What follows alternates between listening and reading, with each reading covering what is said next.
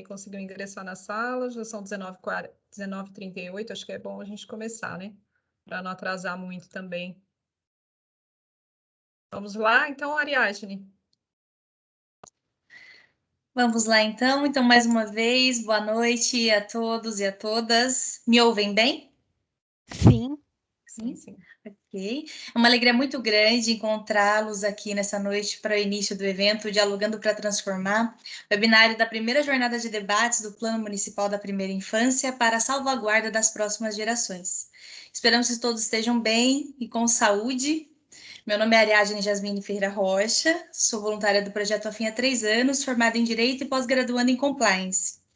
Todos vocês são muito especiais nessa caminhada, por isso eu quero agradecer imensamente a presença de cada um de vocês essa noite, pois sabemos o quanto é difícil disponibilizar um tempo para uma causa, a par de tantos afazeres que assumimos, ainda mais nesse tempo estranho de pandemia.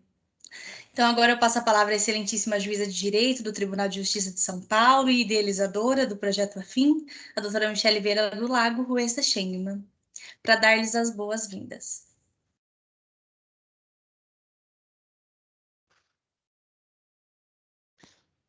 Boa noite a todos e a todas, sejam muito bem-vindos, bem-vindas a este evento. É uma satisfação muito grande poder recebê-los neste webinário de abertura da primeira jornada de debates do Plano Municipal da Primeira Infância. Esse evento foi construído com muita dedicação e carinho para que você possa ter acesso a conteúdo importante que pode fazer diferença na sua família ou na sua comunidade. Muito obrigada pela presença de vocês. Eu gostaria só de acrescentar que esse webinário, ele é uma abertura de uma jornada. Então, a jornada, ela vai ter uma continuidade. Essa conversa que a gente começa hoje, nós pretendemos dar continuidade a partir de encontros mensais do mês de setembro para frente, né?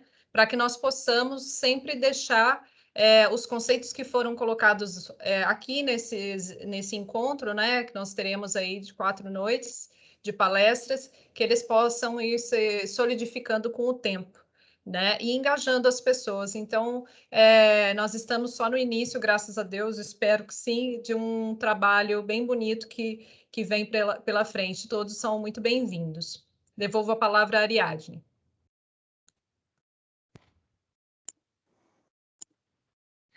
Bom, o objetivo desse evento é ampliar os conhecimentos da sociedade sobre as necessidades da primeira infância como janela de oportunidades de transformação social, bem como unir forças para incentivarmos a implementação do Plano Municipal da Primeira Infância em Nova Odessa ou em outros municípios.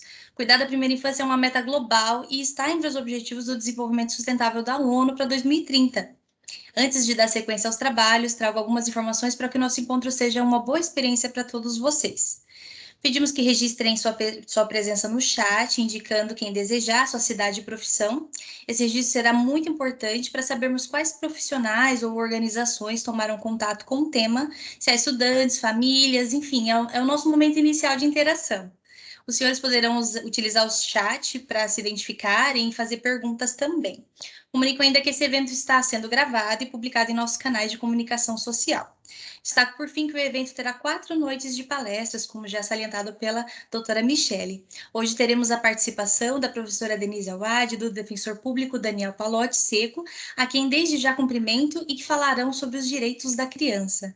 Amanhã teremos a participação do professor Dr. José Martins Filho, pediatra, e temos confirmada a presença do Dr. Pedro Hartung também, diretor de políticas públicas do Instituto Alana. O tema da palestra será os primeiros 1000 dias. Na quarta e quinta-feira será o momento de valorizarmos as potencialidades da nossa equipe. Teremos a palestra da pediatra Érica Catanhede com o tema Marcos do Desenvolvimento Infantil, Violências e Negligências, e também da Juliana Costa, especialista em sexualidade humana, que irá falar sobre gestações, nascimentos e relacionamentos. Agradecemos a presença de todos vocês e agora eu passo a palavra para o excelentíssimo presidente da Câmara Municipal, Elvis Ricardo Maurício Garcia. Obrigado, Ariadne. Boa noite a todos aí também. Boa noite, doutora Michele. Boa noite, prefeito Cláudio. Boa noite a nossa palestrante Denise Awad, que eu estou olhando aqui o rostinho dela, muito entusiasmada com esse encontro. Tenho certeza que vai ser muito bom. ao Daniel Palotti também, que está aqui, que vai participar de tudo isso aí, e a todos os participantes, né? Eu só quero aqui agradecer a participação desse evento da abertura dos trabalhos, né? Para mim é uma satisfação muito grande estar participando desse evento com palestrantes de tão alto gabarito e conhecimento.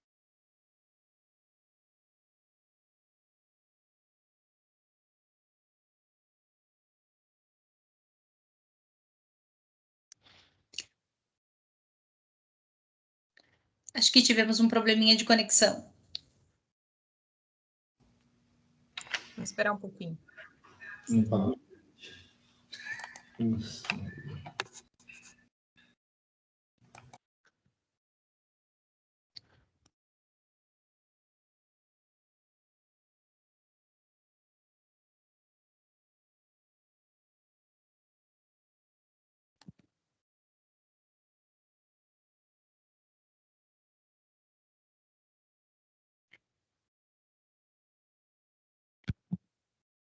A Nájila já avisou que está resolvendo, então vamos esperar um pouco.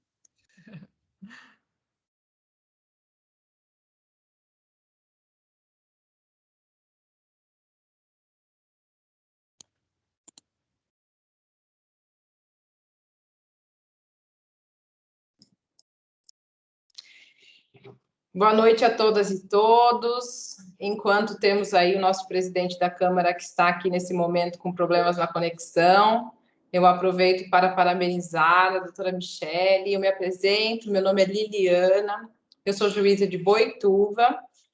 Com imensa alegria participo dessa noite com vocês.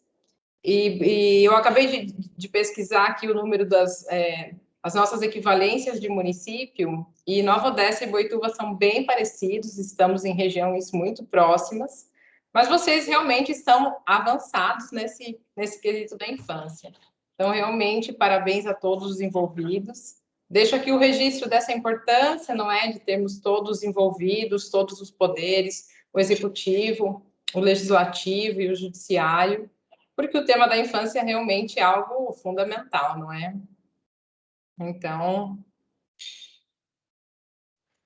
eu que tenho que agradecer, Liliana, aí pela sua ajuda, viu? Pelo seu apoio, amizade de sempre, né? Quero cumprimentar também o doutor Daniel Palotti Seco, o defensor público, veio nos ajudar aí nos debates, né? É uma satisfação tê-lo aí conosco.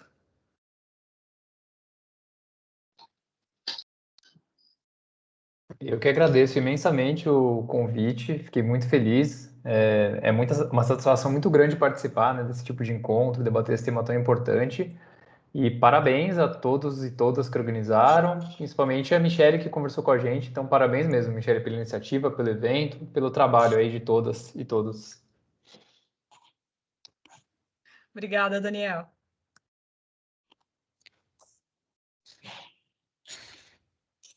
Estamos já tentando solucionar aí a questão de conexão. Só mais uns minutinhos, por favor.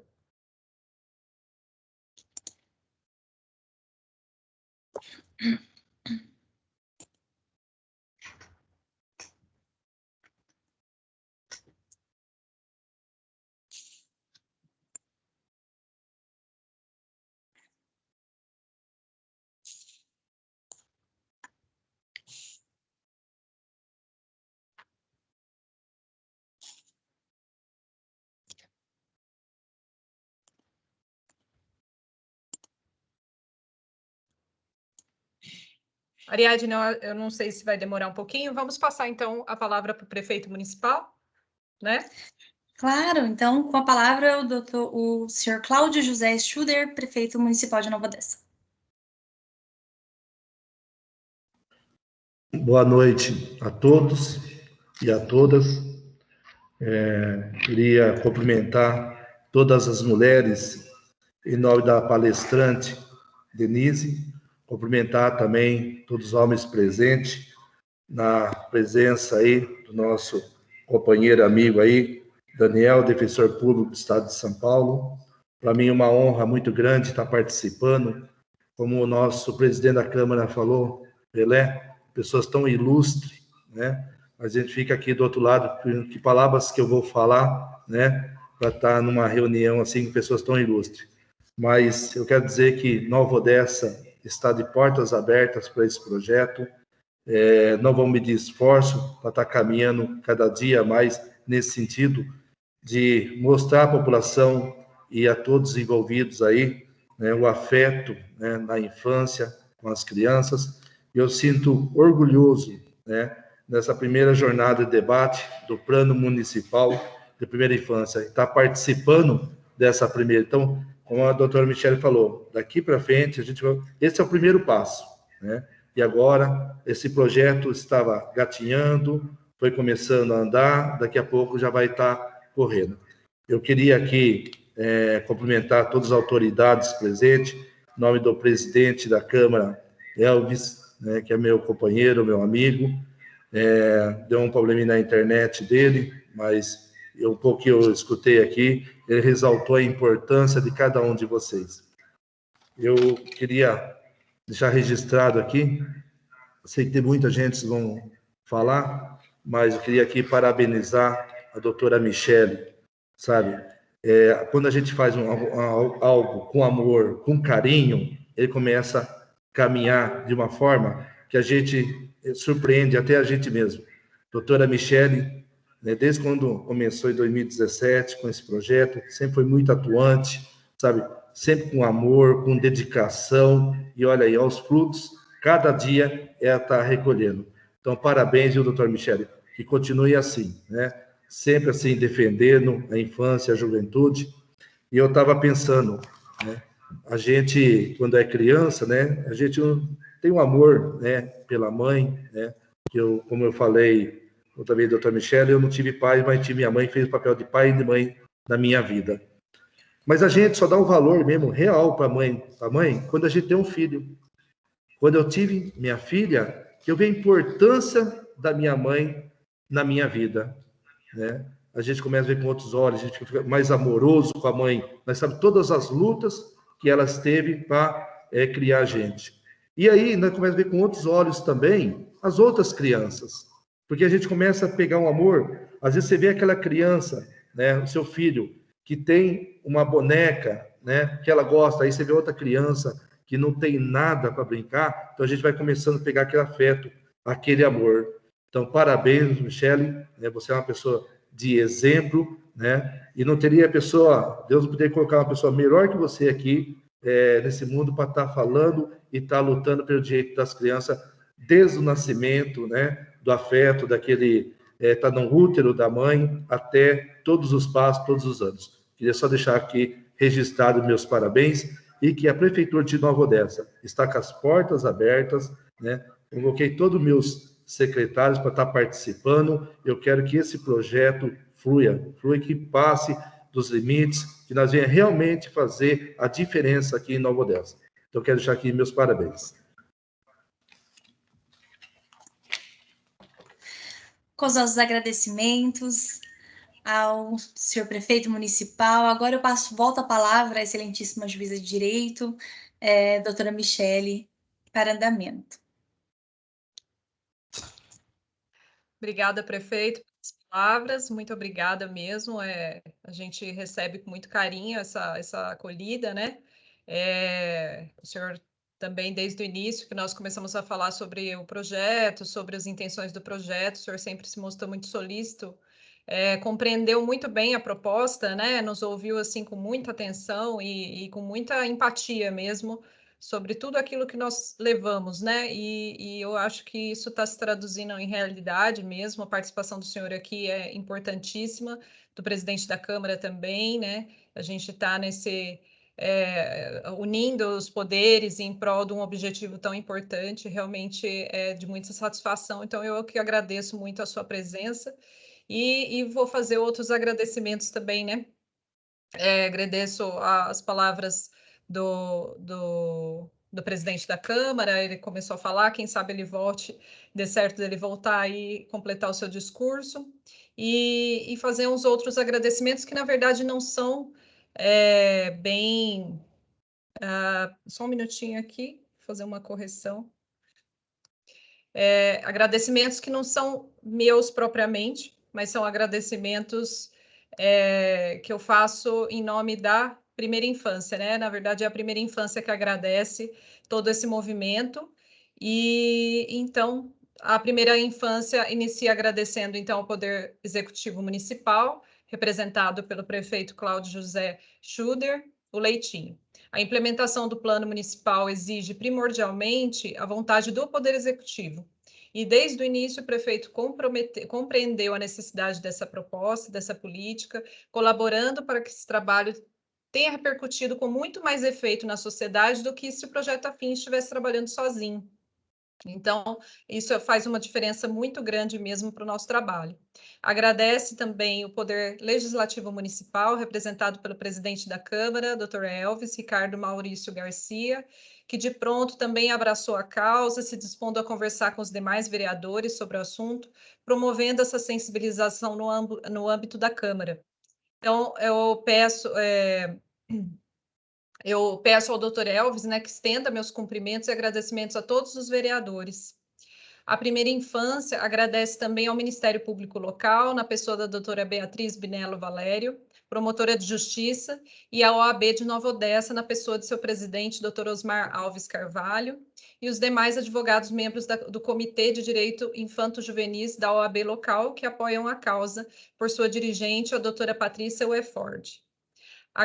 Primeira Infância agradece ainda o apoio da Associação Brasileira dos Magistrados da Infância e Juventude, a Abraminge, na pessoa do seu presidente José Antônio Daltoé César, ao juiz de direito Hugo Gomes Zayer, presidente do Fórum Nacional de Justiça Protetiva, a doutora Lígia Pimenta, docente nos cursos do Pacto Nacional, Pacto pela Primeira Infância do CNJ, e ao Dr. Davi Moisés Silva, coordenador do Observatório de Políticas Públicas para a Primeira Infância, junto ao Núcleo de Pesquisa de Políticas Públicas da USP.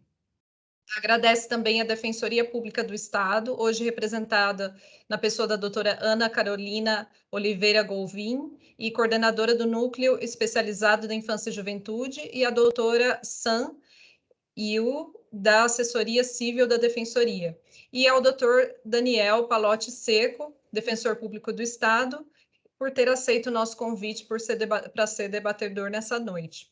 A primeira infância também agradece a doutora Denise Awad, ao setor de comunicação social da Faculdade de Direito de São Bernardo do Campo, pela divulgação do evento e por ter aceito o nosso convite. Também agradece a doutora Liliana Regina de Araújo Eidorn Abdala, juíza de Direito do Tribunal de Justiça de São Paulo, membro da Coordenadoria da Mulher em Situação de Violência Doméstica e Familiar do Poder Judiciário do Estado de São Paulo. Agradece a equipe técnica da Tecnologia da Informação, Cerimonial e Comunicação Social do Tribunal de Justiça de São Paulo, na pessoa do desembargador Reinaldo Sintra Torres de Carvalho. E agradece de todo o coração a toda a equipe do Projeto Afim, Meninas de Garra, por se dedicarem voluntariamente a essa causa e por acreditarem que esse esforço vale a pena, e a todos os demais que contribuíram de forma direta ou indireta para esse evento. Hoje, então, temos a alegria de contar com a presença da doutora Denise Awad, que abordará o tema Os Direitos da Criança. A doutora Denise é pós-graduada pela Faculdade de Direito da Universidade de São Paulo, é mestre e doutora pelo Departamento de Direito do Estado, professora titular de Direito Constitucional da Faculdade de Direito de São Bernardo do Campo e também integra o Conselho Consultivo do Projeto Prioridade Absoluta do Instituto Alana. Obrigada, doutora Denise, por ter aceitado o nosso convite. Seja bem-vinda. A palavra é sua. Muito obrigada, doutora Michele. É uma honra estar aqui, é uma honra acompanhar seu trabalho. Você tem feito um trabalho primoroso, por onde passa, com a sua energia, com o seu amor, com a sua disposição.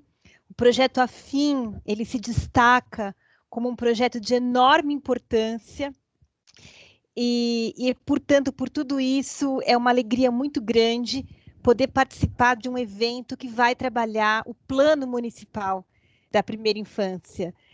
O plano municipal ele é essencial para que a gente possa ter políticas públicas organizadas, conforme o direito de crianças e adolescentes que são sujeitos de direito, e, portanto, se distanciar de uma política assistencial, né, sem articulação. Então, é uma iniciativa de enorme grandeza e de muita importância. Eu também gostaria, né, de dizer que é uma alegria estar ao lado da doutora Liliana Regina, de estar também ao lado do doutor Daniel Palotti, e dos nossos representantes, né, do Executivo, o prefeito Cláudio José Schuder, e também do presidente da Câmara Municipal, Elvis Ricardo Maurício Garcia. Eu gostaria, né, de falar nessa noite sobre a importância da legislação que nós temos hoje para a primeira infância e para que a gente possa valorizar profundamente o que a gente construiu no campo da proteção integral contemplada no artigo 227 da Constituição Federal. Eu queria recuperar, né, um pouco do percurso jurídico que nós temos aqui no Brasil em relação à infância e juventude, para que a gente possa, então, pensar o salto, né, qualitativo que nós conseguimos com o Estatuto da Criança e do Adolescente, com a parte, né, de previsão de políticas públicas, especialmente o trabalho em rede e a construção de um sistema de garantias que atua, né, que olha a criança como sujeito de direitos e não como um objeto de um mundo adultocêntrico. Isso é muito importante na área da infância, porque a criança e o adolescente, principalmente na primeira infância, elas não têm condição de, por si mesma, defenderem os seus próprios direitos. O protagonismo infanto-juvenil ele é muito importante, mas ele é adquirido ao longo da maturidade que a criança e o adolescente vão conquistando. Então, é muito importante, como diz a Constituição, que nós trabalhemos em rede, né? A família, a sociedade e o Estado em rede, e principalmente que o adulto esteja despertado por essa enorme responsabilidade que é cuidar da criança e do adolescente, porque a criança e o adolescente depende de nós, depende, né, da nossa sensibilidade, né? Eu acho muito importante pensar a dignidade da criança e do adolescente com alteridade, ou seja, é necessário que nós adultos entendermos os seus problemas e é importante que a gente possa olhar justamente as suas necessidades, porque sem isso nós não protegemos o direito da criança e do adolescente. Então, a magnitude desse projeto, desse webinário, é enorme. Para que a gente possa, então, começar o nosso diálogo sobre essa importância, sobre essa sensibilidade, sobre respeitar o talento e o que é de especial em cada ser humano em desenvolvimento, eu escolhi um vídeo muito importante, ele se chama Float, e eu gostaria que esse vídeo fosse passado, então, para todos nós aqui nesse evento.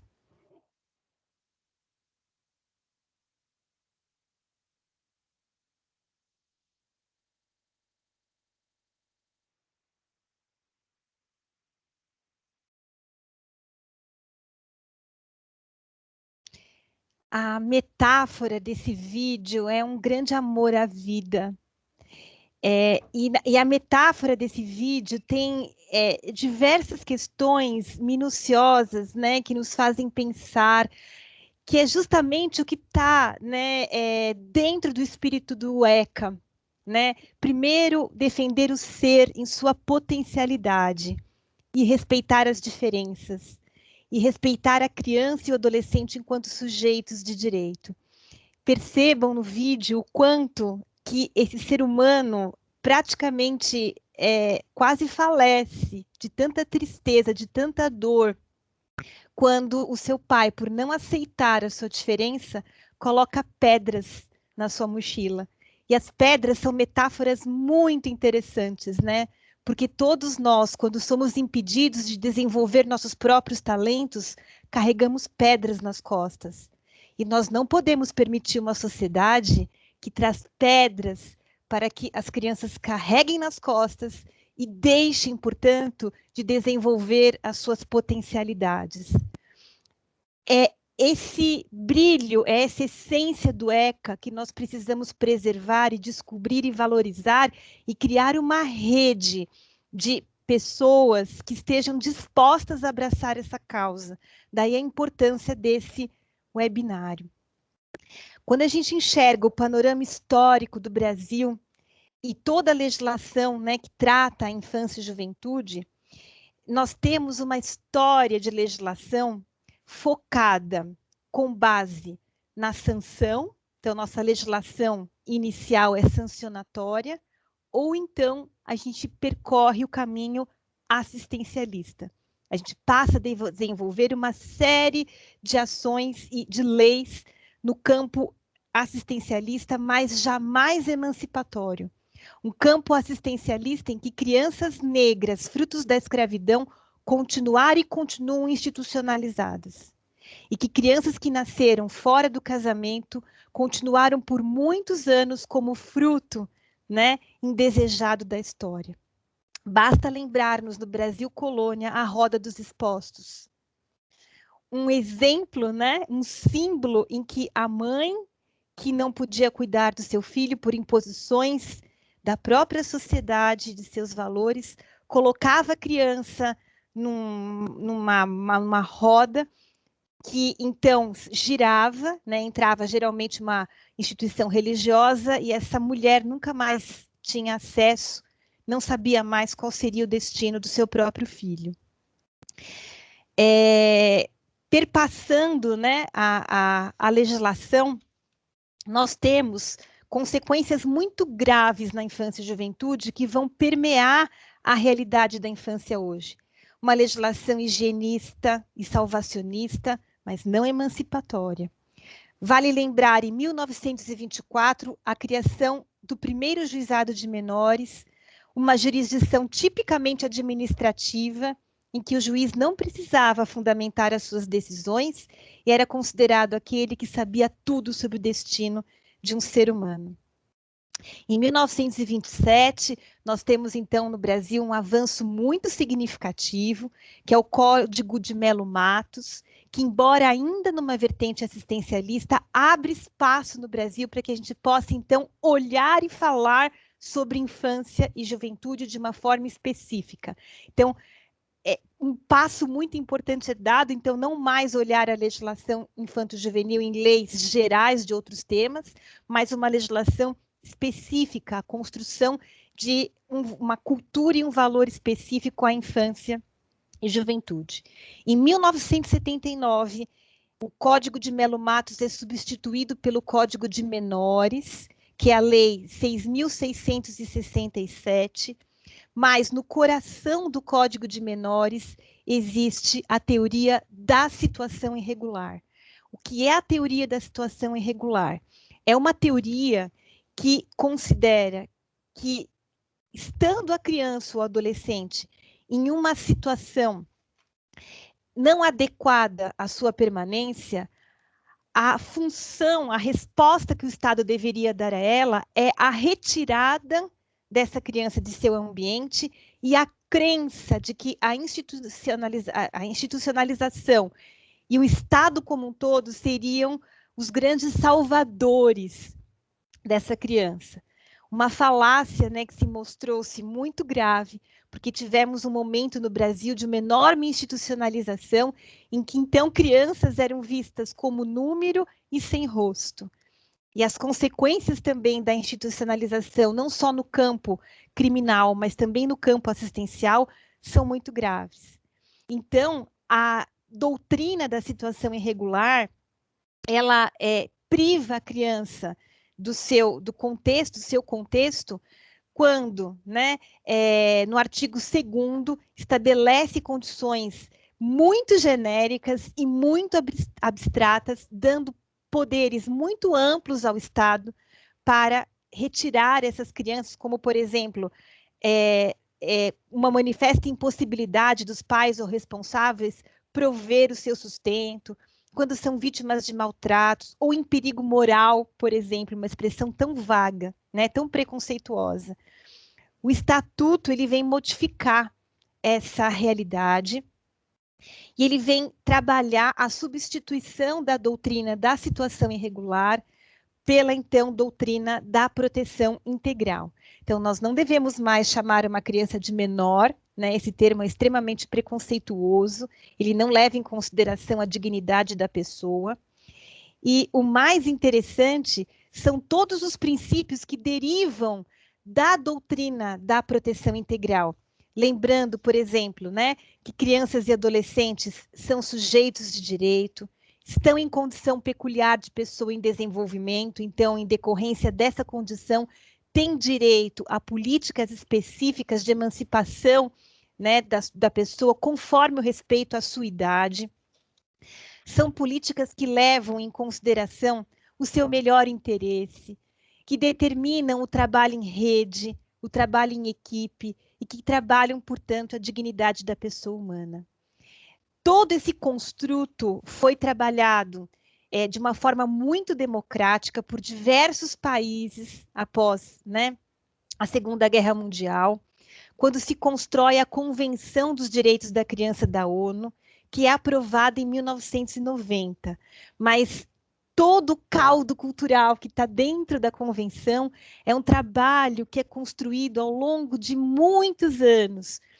E a convenção, para ser escrita, além dos anos, né, que levaram o seu debate, foram, em média, 10 anos só para conseguir colocar no papel o que significaria a mudança desse paradigma, esse olhar internacional à questão da infância, principalmente pela dificuldade também de encontrar termos que fossem homogêneos nas diversas culturas dos países signatários, né? E uma convenção que tem o maior número de países signatários, né, no campo internacional. Essa convenção, então, chega, né, aos debates constituintes brasileiros, embora a nossa Constituição seja de 1988, né, parece que até anterior à convenção, ela não é exatamente anterior, porque o Brasil já vinha acompanhando esses 10 anos de debate até, né, os anos anteriores sobre a mudança desse paradigma, e constrói, então, de uma forma muito democrática, com a participação da sociedade civil, com a participação de todos os atores, juízes, promotores, que estão, né, na linha de frente, atuando, né, em prol da infância, e se constrói, então, o artigo 227 da Constituição, que determina, então, de uma forma muito clara, que é dever da família, da sociedade, do Estado, assegurar à criança e ao adolescente, ao jovem, com absoluta prioridade, o direito à vida, à saúde, à alimentação, à educação, ao lazer, à profissionalização, à cultura, à dignidade, ao respeito, à liberdade, à convivência familiar e comunitária, além de colocá-los a salvo de toda forma de negligência, discriminação, exploração, violência, crueldade e opressão. O mais importante desse artigo 227 é construir que a criança e o adolescente possuem direitos fundamentais. Quando a gente fala isso dentro do direito, a gente está dizendo que a criança e o adolescente, na sua idade, ela é titular de direitos fundamentais, que são os direitos mais importantes no campo da proteção da dignidade da pessoa, e no campo internacional a gente os conhece como direitos humanos. Então, estabelecer um artigo próprio, dizendo que a criança não depende do adulto para titularizar direitos, é uma conquista incrível para o Brasil. Aí sim nós temos uma legislação emancipatória e não mais uma legislação que estabelece, né, como metas o cunho criminal e assistencialista. Isso a gente não pode abrir mão de jeito nenhum, né? Voltar, né, a qualquer paradigma anterior seria, para um Brasil de uma enorme exclusão social, né, principalmente que começa na infância, que reproduz uma cultura estrutural de preconceitos, um retrocesso muito grande. Então, é muito importante que na área da infância haja, né, capacitação, profissionais que estejam dispostos a estudar o Estatuto, que substituam na prática a noção do menorismo, porque, infelizmente, muitas vezes a atuação da rede ainda está nos valores do menorismo e não da tutela de proteção integral, né? Então, isso importa, né? Também todo um debate, uma capacitação no sentido de conhecer, principalmente, os artigos menos conhecidos no ECA, né? Nós ainda estamos discutindo o Estatuto sobre o âmbito da infração penal, nós ainda estamos discutindo o Estatuto sobre a ótica da adoção, e a gente precisa reverter esse panorama para conseguir estudar como que é o sistema de garantias, o que significa, por exemplo, um plano de convivência familiar e comunitária que antecede qualquer tentativa de adoção de uma criança, porque se uma criança é adotada, porque ela foi abandonada antes, e a ideia do Estatuto é buscar as raízes desse problema e não um resultado mágico para o contexto dessa criança, que precisa ser valorizada na sua cultura e no ambiente que ela nasceu, né? E não ser retirada violentamente desse ambiente por meio de uma solução mágica de institucionalização, que a gente sabe que não valoriza a criança na sua essência individual, né? Que faz, então, esse ser humano crescer com seus talentos e garantir, portanto, à infância e juventude igualdade de oportunidade. Eu acho que no Brasil a gente falta, né, muito essa perspectiva de conseguirmos construir uma infância que esteja protegida e valorizada numa igualdade de oportunidades. Cada um tem seus talentos, mas impedir uma criança de desenvolver os seus talentos é como no filme que a gente acabou de assistir. Né? É matar uma criança lá na sua origem. E a dor daquela criança tem que representar para nós a dor de todas as crianças que são ceifadas desde a sua infância a desenvolver os seus talentos e o seu brilho. Todos nós, enquanto sociedade, perdemos se o talento de uma criança não se desenvolver. E é nesse olhar de solidariedade que eu gostaria também de mencionar a importância do artigo 4º do ECA. O artigo 4º repete inicialmente o artigo 227 da Constituição, mas ele vai mais além. Ele vai determinar o que significa a garantia de prioridade. E a garantia de prioridade para que a gente construa uma infância emancipatória e não assistencialista, ela está relacionada justamente com o objetivo dessa jornada que a gente faz nesse webinário, que é justamente pensar em políticas públicas articuladas em rede, é pensar na valorização do plano municipal. Né? O artigo 4º é enfático quando determina nas suas alíneas C e D, que a garantia de prioridade compreende a preferência na formulação e na execução das políticas sociais públicas e na destinação privilegiada dos recursos públicos nas áreas relacionadas com a proteção à infância e juventude. Isso significa dar valor ao orçamento OCA, e essa metodologia todos os municípios devem se apropriar, porque as políticas de infância são transversais e a prioridade tem que estar em todas as pastas, né? Isso pode ser calculado, né? Há uma métrica para verificar a efetividade do orçamento OCA e também a importância dos fundos de infância deliberados por meio, né, dos instrumentos de democracia participativa dos conselhos, então, que viabilizam, então, a própria participação na sociedade, emancipando, então, uma cultura para que a criança seja titular, efetiva e real de diversos direitos fundamentais. Para isso, então, eu também chamo a atenção para outros avanços advindos do Estatuto, né? E é um olhar de que a diversidade também deve estar presente na história e na formulação jurídica de atendimento à infância. Nós já começamos a fazer um pouco isso, mas ainda é pouco, né? Nós já conseguimos, né, estabelecer legislações com um olhar de diversidade, quando a gente estabelece não só o Estatuto como regra única de proteção à infância, mas quando a gente também estabelece, por exemplo, o marco legal da primeira infância, que se contempla, né, que se conecta ao ECA a partir da Lei 13.257 de 2006. Isso já é um olhar importante, porque as crianças não são iguais, né? Para que a gente possa alcançar uma igualdade universal e determinar, de fato, a essência da proteção integral, a gente precisa olhar as diferenças no momento do desenvolvimento humano. E são várias diferenças que nós temos no Brasil, vários marcadores sociais, né? E começa também com as questões de idade. Então, já criar uma diferença entre a criança e a primeira infância é um passo muito importante nessa proteção, nessa busca dessa igualdade universal. Também ressalto a importância do Estatuto do Jovem, né? Que vem proteger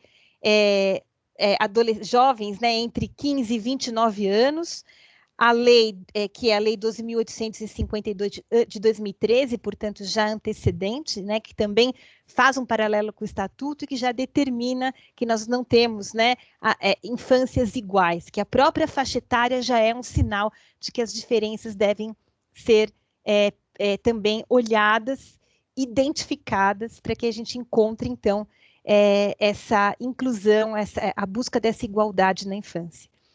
E eu termino aqui, né, a minha apresentação falando, então, dessa importância, né? Nós demos passos no Brasil muito importantes na construção da nossa legislação.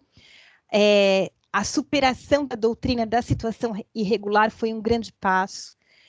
Nós estamos construindo no Brasil uma cultura de proteção emancipatória que olha a criança como cidadã e não como objeto do mundo adultocêntrico, mas há muito a fazer.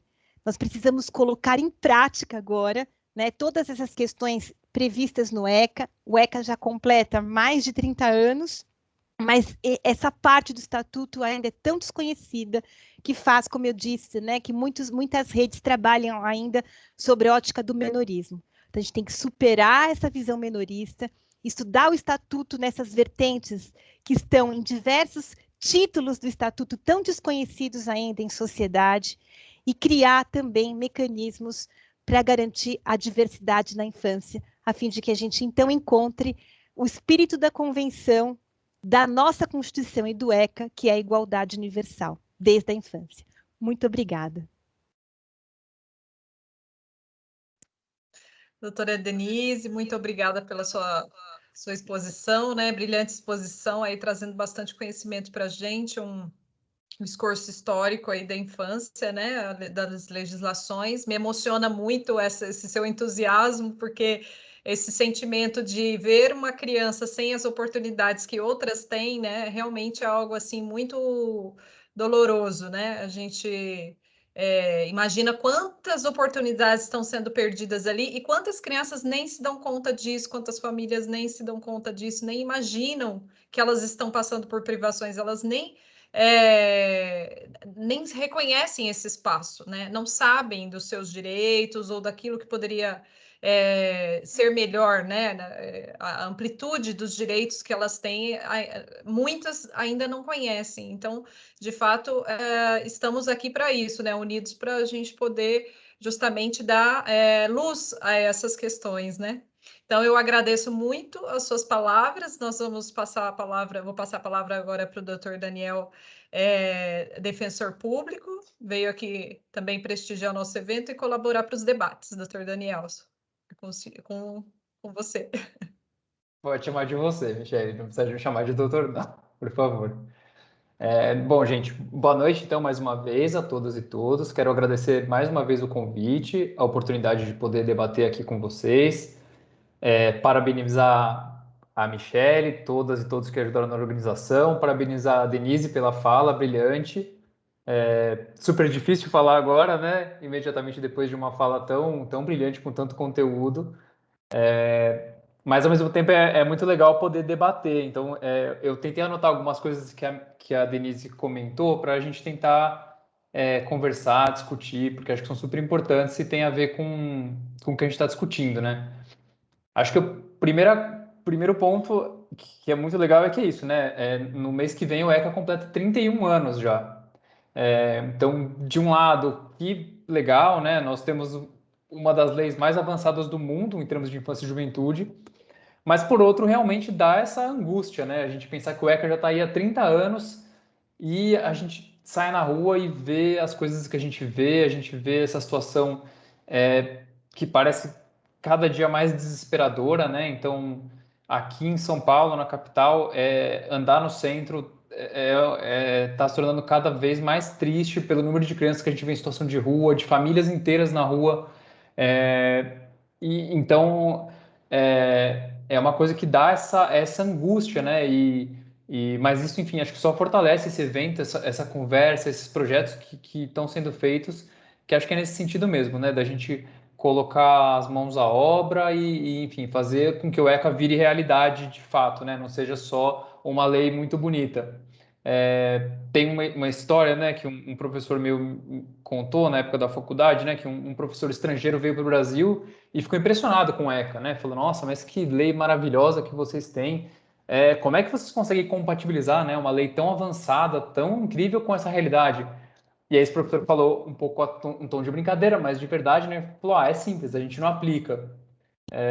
Então, eu acho que tem esse desafio mesmo, né, da gente ter essa lei tão incrível, tão, claro, com seus problemas, mas como a gente colocar isso no sentido de proteção, né, dos direitos e garantias de crianças e adolescentes.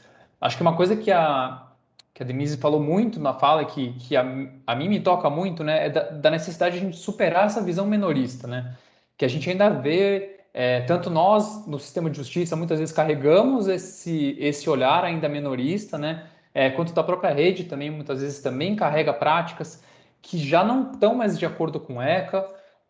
Então, a gente ainda vê menor, por exemplo, ser muitas vezes citados, né, em processos judiciais. Então, mas não só, né, acho que também de práticas. Então, por exemplo, práticas que para nós, né, e aqui vou falar do meu lugar também da defensoria, né, a gente verifica muito de um excesso de acolhimentos. Então, ao invés de se tentar trabalhar a família, se garantir política pública, enfim, se garantir que aquela família tenha as condições de se estruturar, a gente muitas vezes opta pelo puro e simples acolhimento, como se aquilo fosse, né, vamos tirar ela de uma situação ruim e colocar num lugar que vai resolver tudo, e a gente sabe que não é assim, né, a gente sabe, e é o que o próprio ECA coloca, né, o ECA coloca a família como prioridade, depois a família extensa, depois só que a gente vai pensar, né, num acolhimento institucional. Então, assim, o quanto a gente precisa olhar para essas políticas públicas e buscar essas necessidades dessas famílias para garantir essa convivência familiar, convivência comunitária, que são fundamentais na primeira infância, né? Que aquela criança ela tem esse desenvolvimento com a sua mãe, com seu pai, com a sua família, com seus amigos, com a sua comunidade. E não um desenvolvimento que seja apartado, que seja rompido, muitas vezes, como a Denise falou, de maneira violenta, né, por meio de um acolhimento.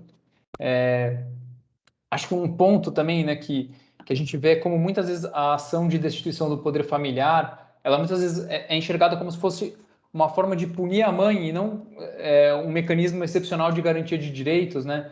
Então, como a gente tem que superar essa visão, por vezes, um pouco moralista de julgar a conduta da mãe e tentar enxergar aquilo num panorama, primeiro, dos direitos daquela criança, né? Mas também num panorama global, de tentar garantir a estrutura para aquela família, para que aquela criança possa desenvolver no seio do seu lar, que é a prioridade que o ECA coloca, e como isso é importante na primeira infância. A gente atua num programa aqui na Defensoria que se chama Programa Mães em Cárcere, em que a gente defende mulheres presas que sofrem processos de destituição. E isso a gente vê muito, assim, como é importante a gente buscar as políticas que possam garantir a convivência familiar. Muitas vezes a gente tem família extensa que tem interesse em permanecer com a criança, mas que não tem condições financeiras. Então, como é importante a gente conseguir dar um suporte para que isso ocorra. Outro ponto importante que a Denise fala eu agora atualmente estou no núcleo da infância e juventude, né? Então atuo globalmente com tudo que se relaciona à infância e juventude, mas minha vaga originalmente é no Fórum do Brás, né, com medida socioeducativa. E aí isso me toca muito, né, falar que, de fato, assim, o ECA só vai falar de medida socioeducativa lá pelo artigo 100. Então, assim, a gente tem 100 artigos antes falando de tudo que deveria ter sido feito, mas, no fundo, muitas vezes, a primeira vez que aquele menino ou menina vai ter contato com o ECA vai ser no corredor do fórum, sofrendo um processo socioeducativo, né?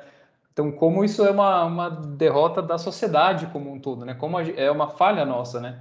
Que ainda a gente ainda tem esse foco punitivo, esse foco de culpabilizar, né, o adolescente, às vezes até criança, né, não na medida socioeducativa, mas culpabilizar a criança pela situação que ela está, e como a gente precisa ter esse olhar de proteção, esse olhar de garantia de direitos.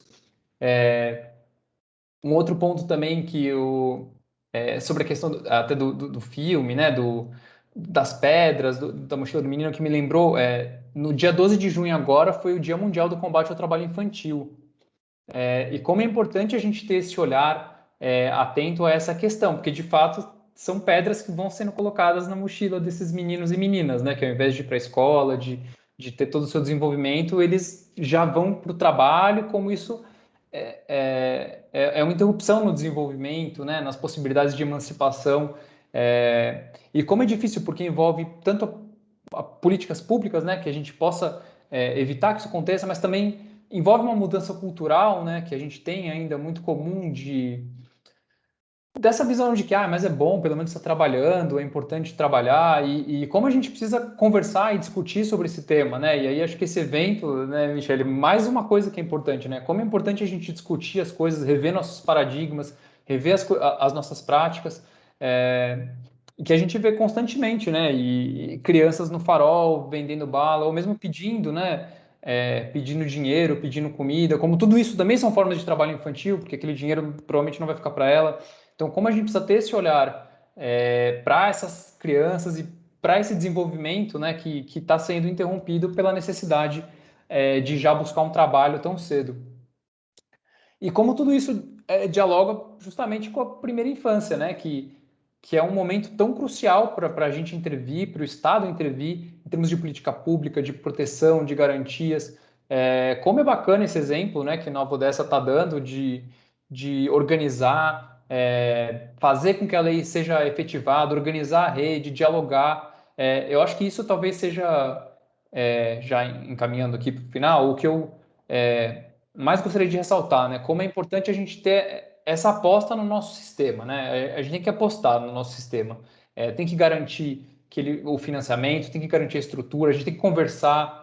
Acho que a gente, né, reunindo esse evento, como é importante que isso sirva de aproximação, que toda a rede possa dialogar. A gente vê, na experiência própria aqui da capital, mas nos lugares que a gente vê pelo Estado, como é importante esse diálogo da rede, né? Que seja uma rede que esteja azeitada, engrenada, conversando, dialogando, cada um atuando na sua área, e não, muitas vezes, uma rede afastada, que não se dialoga, muitas vezes, né, sempre enxergando que, mas isso aqui é de outra pasta, de outra secretaria, de outro órgão, não é um problema meu. E como a gente tem que ter esse olhar integrado para a infância e juventude, principalmente para a primeira infância, né, que é um momento tão crucial e que a gente precisa muito, né, que todas essas políticas estejam funcionando, toda a rede esteja dialogando e que a gente consiga garantir essa possibilidade, né, de um desenvolvimento, de uma perspectiva, como disse a Denise, emancipatória mesmo, né?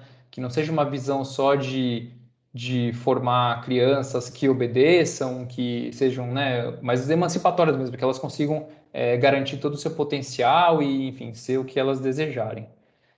Mas era isso, então agradecer de novo a oportunidade. Estou aqui também à disposição para a gente continuar dialogando, se tiver perguntas, etc. Obrigado. Obrigada, Daniel. Foi muito boa a sua exposição. As questões que você colocou realmente são de extrema importância, né? A gente que trabalha direto com a infância e juventude, a gente sente muito disso, vê o quanto isso é uma realidade mesmo. E principalmente essa questão da discussão sobre acolhimento institucional, adoção, também sinto isso na prática forense, né? Que a gente ainda está muito nessa discussão. E nós que estamos levando assim o projeto afim, um projeto voluntário, projeto que não conta com verba, é vontade própria mesmo, muitos altos e baixos, né? Tem horas que a gente pensa, puxa, será que a gente vai conseguir chegar em algum lugar, né? Porque o desafio é muito grande, né? Mas eu sinto também que é uma questão muito cultural, né? A nossa cultura ela é muito voltada para o imediatismo, para resolver os problemas e não para antecipar os problemas, né? O Dr. José Martins Filho, que vem amanhã, né? Pediatra, ele fala isso, né? Que é mesmo dentro da medicina, ele tem essa dificuldade, né? De trabalhar essa área da prevenção, né? E é muito curioso como isso aparece em várias áreas da vida, né? Nossa, então quando a gente vai falar de prevenção é uma coisa assim, meio que as pessoas estão meio distantes dessa ideia. E eu achei muito assim providencial, né, que no Marco Legal da Primeira Infância tenha constado essa questão da prevenção, né? Eu até reproduzi aqui, coloquei para destaque para citar no artigo 14 do Marco Legal, que fala as políticas e programas governamentais de apoio às famílias, incluindo as visitas domiciliares e os programas de promoção da paternidade e maternidade responsáveis, buscarão articulação das áreas da saúde, nutrição, educação. Então, ele citou as políticas e programas de promoção da paternidade e maternidade. Isso tem tudo a ver com essa luta de não estarmos sempre focados no acolhimento institucional, nessas soluções que realmente a gente sabe que vão acabar sendo mais prejudiciais para a criança, né? Então, é um trabalho de prevenção mesmo, trabalhar a parentalidade. Essa é a proposta do Projeto Afim, né? A gente quer trazer a questão da parentalidade, né? Não só dentro da família, porque a gente sabe que muito depende também da relação que a família tem com essa criança, a mentalidade, a ideia, a concepção de criança que aquela família tem, né, como objeto de poder, como sujeito de direitos. Isso varia muito de família para família, de contexto para contexto, mas também daquilo que o acesso que essa família tem aos serviços, né? E à medida que ela vai tendo acesso aos serviços, ela vai ampliando as suas oportunidades, né? E a família também vai ampliando as oportunidades de enxergar a criança de uma outra forma. Então, quando a gente chama para conversar as famílias sobre quem é aquele sujeito que está na sua casa, olha, ele é um sujeito em desenvolvimento, ele tem esses direitos, ele pensa assim, o cérebro dele ainda está em desenvolvimento, é uma série de coisas. As famílias ficam assim, nossa, eu não conhecia essa pessoa, eu não conhecia, né? Porque a gente traz muito da nossa cultura, a gente traz muito da nossa vida, né? Do que a gente viveu, é aquele conceito, e isso está entre nós também estamos aprendendo, nós do projeto também estamos aprendendo, né? Mas, assim, poder se abrir para esse olhar e poder receber esse olhar, né, é muito rico mesmo. Queria deixar claro aqui para o prefeito, para a Denise, para o Daniel, para a Ariadne, quando quiserem falar, pode levantar a mãozinha aqui para a gente saber, tá? Tem uma mãozinha aqui, prefeito, do lado do balãozinho em cima. É um rostinho e uma mãozinha. Só apertar ali que eu já vou saber que o senhor quer falar e a gente dá a palavra. A Liliana quer falar. Dá a palavra para ela. Eu agradeço, parabenizo a Denise, agradeço as ponderações do Daniel. Denise, o foco que você traz para essa questão da inclusão, desse novo olhar, é importantíssimo. E, na verdade, eu tenho uma pergunta. Estamos aqui no auge da pandemia, tudo indica que teremos vacinação aí meio geral em breve, não é? Então, começamos a ver alguma luz aí no fim do túnel. Mas a questão econômica, naturalmente, está trazendo um desequilíbrio para as famílias. E diante desse momento tão rico que temos a presença do executivo aqui o nosso prefeito, qual dica, qual olhar você daria para o executivo, na pessoa do secretário de Assistência Social, no secretário de Saúde, no secretário de Educação, não sei se é ele ou ela, como é que é, mas qual dica seria primordial para esse momento que nós estamos enfrentando? Porque acho que isso se arrasta ainda, não é? Alguns meses, quiçá um ano. E é tão importante um prefeito preocupado com essa questão, não é? E aí? Onde deve estar o olhar nesse momento voltado para essa primeiríssima infância? Esses dias eu conversei com uma enfermeira aqui da minha cidade, e ela falou, a despeito da pandemia, os bebês continuam nascendo. Então, como é que nesse contexto maluco a gente consegue olhar para essas crianças que estão nascendo, estão completando os seus 1000 dias nesse período? Obrigada, doutora Liliana, por sua pergunta. E, assim, sinceramente, eu acho que a pandemia veio ensinar para a gente muitas coisas. Veio mostrar para a gente que a gente ainda é uma sociedade que pensa muito mais no dinheiro e na economia do que na própria pessoa humana. A economia é importante, mas ela é um instrumento para a pessoa humana. A gente tem pensado sempre o inverso. E é esse pensamento inverso que mostrou a tragédia que a pandemia causou e tem causado no nosso país. principalmente porque nós não conseguimos anteriormente já ter construído um mecanismo de políticas públicas articuladas e não assistenciais. Então, a pandemia agravou uma condição que mostra a nossa própria fragilidade enquanto sociedade que valoriza a pessoa humana. Por esse motivo, né, é muito mais perverso a realidade das famílias que perdem os empregos, a realidade das pessoas que ainda não recebem vacinação, a realidade das crianças que estão afastadas de uma escola também decadente no Brasil, a escola pública, que é um absurdo, né, a condição que a escola pública vem se encontrando no Brasil, né, deveria ser prioridade, e esse afastamento e principalmente esse fosso de desigualdade que crianças que têm acesso a computador, a tablet, que estão numa escola privada, que conseguiram manter, de certa forma, a continuidade dos estudos, e essas crianças que estão totalmente, né, ficaram muito tempo e continuam, né, distantes, inclusive, da própria inclusão digital, mostram e reforçam algo que não é de agora, então não é a pandemia que crudesce isso, mas é a própria perspectiva que a sociedade dá a construção de políticas que tenham a pessoa humana no centro. A política pública na infância, ela é de uma engenhosidade jurídica incrível. E não, se o ECA fosse conhecido no campo da formulação da prevenção, como a doutora Michele falou, e na construção de um planejamento eficaz que a criança tivesse, né, a condição de ser sujeito de direitos, nós não estaríamos assim.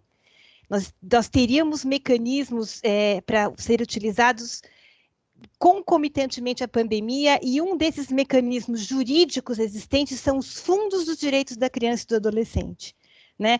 E pensar no Brasil numa política de diálogo federativo no uso desses fundos, né? Os fundos de infância, eles existem na União, nos estados e nos municípios.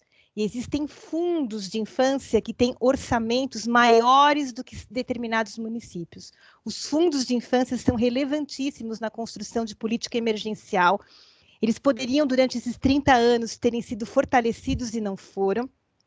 Eles poderiam ter sido ferramentas importantíssimas na recuperação, né, da criança e numa atenção à família, porque quando se fala em criança, se fala também em proteção da família, e políticas que envolvem infância, envolve esse olhar global, né, da condição da criança. Então, cuidar da criança também é ter políticas públicas que fortaleçam a criança na sua raiz. Então, isso é uma coisa que me toca muito, né, ter vivenciado a pandemia e não ter visto os fundos terem estrutura para colmatar, né, esses vazios, né? E outro ponto, né, que já é muito urgente pensar e que tem também relação, né, muito importante esse webinar, é construir a metodologia do orçamento OCA nos municípios, né? O orçamento OCA já existe há 30 anos, que é o orçamento criança-adolescente, que é fazer uma métrica de quanto a criança é prioridade na pasta da saúde, da educação, do meio ambiente, do trabalho, ou seja, nas secretarias, né, do poder público. Então, eu acredito que a pandemia só veio aprofundar um problema que já é uma chaga em nossa sociedade, que é justamente não olhar o ser humano como centro da sua construção. E eu acredito que esse é um bom momento para que a gente possa repensar todas essas questões. Obrigada, Denise. Obrigada, eu agradeço. Os seus pontos foram muito importantes, porque quando você sinaliza o uso do orçamento em todas as secretarias, onde é que o esporte está aplicando a verba destinada, onde é que a cultura, onde é que a educação, onde é que a saúde, onde é que a Secretaria de Habitação está tendo esse olhar. Então, realmente, é um pensamento muito amplo e que a gente precisa correr atrás, não é? Já são 30 anos que o ECA está aí e a gente teria mecanismos para realmente correr atrás disso. Então, realmente é uma luz que desperta. Doutora Michele, por favor, de volta. Obrigada. Não, só comentar que a doutora Denise, né, ela é doutora, só me corrija, tá, Denise, se eu estiver errada aqui, é doutora nessa área de recursos, né, voltados para a infância, é isso? Então, sobre isso ela sabe muito, e a gente programa na nossa jornada de debates, na nossa programação está uma palestra sobre isso, né, sobre os fundos mesmo, para a gente poder aprender como melhor manejar esses recursos, né? Porque a gente sabe que tem alguns recursos que são mais difíceis de trabalhar, mas que outros não, nem tanto, né? Que não tem tanta burocracia assim, que poderiam ser aplicados em projetos, em diversas políticas aí em benefício das crianças, né? Tem uma pergunta aqui da Ludmila de Moura sobre a integração dos serviços. Pergunta aqui, não sei se o doutor Daniel quer responder essa, fala sobre a falta de aparelhamento mesmo dos serviços, se nós vivemos essa realidade, né? Quanto é difícil aparelhar e integrar os serviços para o atendimento das crianças. Daniel, quer falar? Não, realmente é um dos grandes desafios, né, da gente pensar em políticas públicas. Então, por exemplo, a questão dos conselhos tutelares, né, que é um tema fundamental, né. Então, aqui em São Paulo, por exemplo, segundo um cálculo que foi feito pelo Ministério Público, a gente precisaria ter o dobro do número de conselhos tutelares do que a gente tem aqui na capital. Então, a gente já começa daí o desafio, né? Como é que os conselheiros e conselheiras vão dar conta se o número é deficitário nesse ponto, né? De ter metade do que deveria ter. Muitas vezes tem dificuldade com estrutura física, né? Alguns conselhos tutelares, então de ter computador, impressora, conexão à internet. Então, a gente acaba vendo desafios até muito básicos, assim, que a gente não tem conseguido enfrentar adequadamente. E acho que isso se reflete em toda a rede, né? De como é necessário. Então, primeiro, é preciso ter um olhar e um investimento, né? Nessas equipes, nesses profissionais, nesses órgãos, nesses equipamentos que atuam com criança e adolescente. Eles precisam ter uma estrutura mínima, né? Para que consigam desempenhar a sua função adequadamente.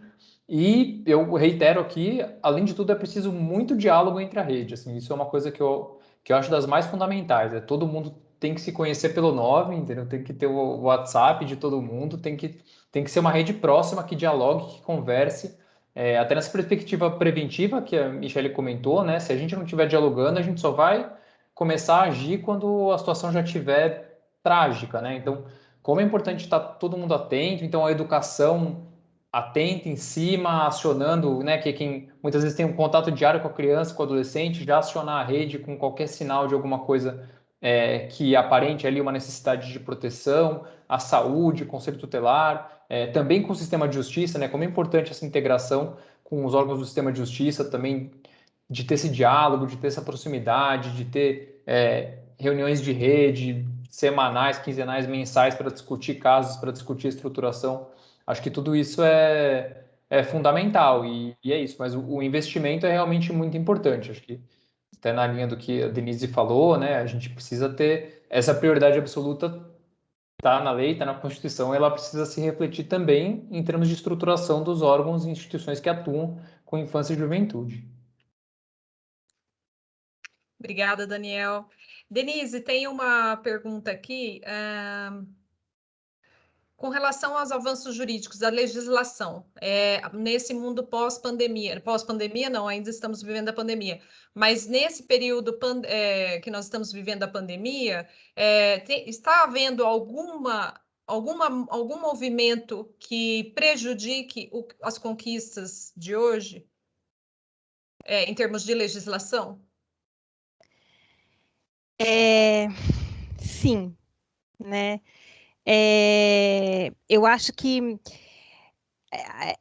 a lei ainda é um pilar né, que tem condições de durar mais, porque uma legislação não pode ser derrubada, né, do dia para a noite, né? Uma legislação se derruba revogando, né, ou construindo outra que revogue tacitamente.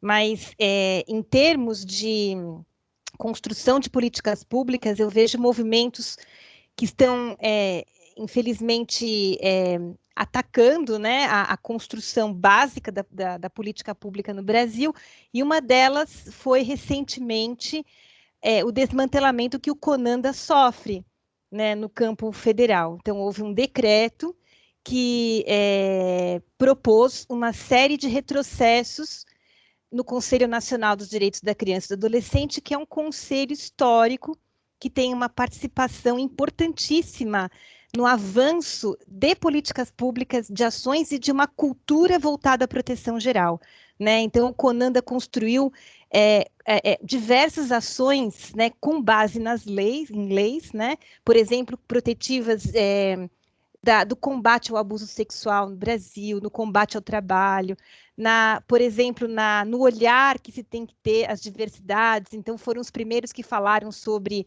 a criança indígena, a criança quilombola no Brasil, diversos decretos que têm um olhar, né, nesse sentido. E a política pública na infância, ela se constrói por meio do executivo ligado, né, aos conselhos de direito.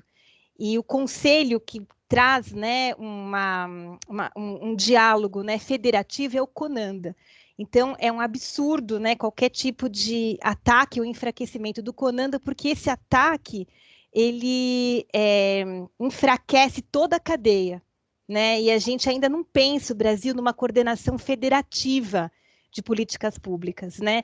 Então, a gente precisa desenvolver toda essa coordenação, e a gente precisa que todas as unidades federativas trabalhem infância a partir da metodologia OCA. É inadmissível falar em prioridade absoluta, é falacioso falar em prioridade absoluta se isso não está metrificado na metodologia do orçamento OCA, né? É lá que a gente vê, de fato, o artigo 4º do Estatuto sendo efetivado, né? De outra maneira, as políticas são assistencialistas e não planejadas e não com efeito de longo prazo, né? Então, eu fico muito preocupada com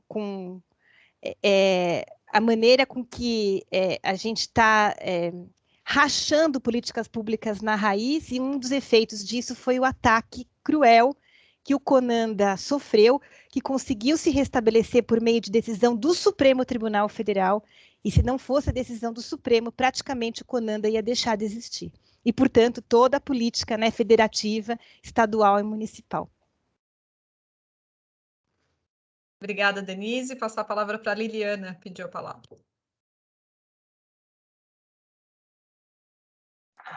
Peraí, calma, que eu me atrapalhei aqui com as mãozinhas. Oh, meu Deus, essa tecnologia.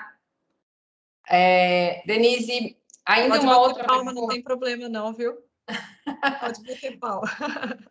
Denise, ainda mais uma outra pergunta. Eu não sei se é exatamente da sua área, mas eu tenho acompanhado com muita preocupação uma discussão que o governo federal tem trazido para regulamentar o ensino em casa, o homeschooling. E tem tido um grande questionamento em relação a isso, e nós, no meio da pandemia, esse assunto tem sido mais preocupante ainda, não é? Porque nós estamos vendo tantas crianças fora da escola. Se você pudesse fazer um apanhado bem rapidinho, porque eu vejo, às vezes, muita curiosidade sobre esse assunto e uma desinformação. O porquê criança tem que estar na escola? Fantástico, doutora Liliana. O homeschooling, a meu ver, ou estudo em casa, ele é excepcional, né? Ele pode acontecer em situações muito específicas, quando aquela criança vem do exterior para cá e tem que continuar tendo, né? Porque os pais, por exemplo, podem ser diplomatas, então ela está periodicamente no Brasil e está mantendo um estudo porque ela vai voltar para o seu país de origem. ou numa situação grave de saúde, que a criança precisa ter o acompanhamento e a continuidade dos estudos em casa, por uma questão, né, específica da sua própria condição de saúde, né? Nos demais casos, a escola é essencial, o convívio com a sociedade é a primeira porta para a gente falar em cidadania. Então, as crianças, e a própria doutora Michele falou muito bem na fala dela, não são objetos da família, né? São seres próprios, que merecem cidadania, são sujeitos de direito, que precisam, então, ter conexão com a sociedade, senão a gente nunca vai construir uma sociedade solidária e em conjunto, né? Então, a minha preocupação com o homeschooling seria a construção de uma cultura de homeschooling segregacionista, né? Isso é muito grave, porque isso vai eliminar a pluralidade, que é riquíssima em sociedade, né? Sem contar que, muitas vezes, a violência doméstica em face da criança é terrível. E não falo só da violência física, eu falo principalmente da violência psicológica, que muitas vezes a criança recebe e os responsáveis, protetores, pais ou responsáveis, nem sabem que estão, de fato, realizando uma violência psicológica, quando exigem da criança padrões e estereótipos que a criança não tem talento de ser, né? Quando você vai ser médico de qualquer jeito, então eu vou te formar porque você vai ser médico, mas a criança não quer ser médico. Então, padrões, né, graves a menina lava louça, o menino joga bola, né? A menina não pode ter opinião, o menino pode. Então, às vezes, sem querer, dentro das famílias, a gente reverbera estereótipos estruturais de estigmatização em sociedade. E a maneira de se libertar disso é ter acesso a outras culturas, né? Ter um diálogo plural. E dentro de famílias em que ocorre violência, e a violência ocorre em todos os âmbitos sociais, famílias pobres e as mais ricas, né? Podem ser ambientes de violência física ou principalmente psicológica, ou fechar a criança numa única religião, que ela não possa, então, ter acesso a formar, né, a sua própria perspectiva de vida.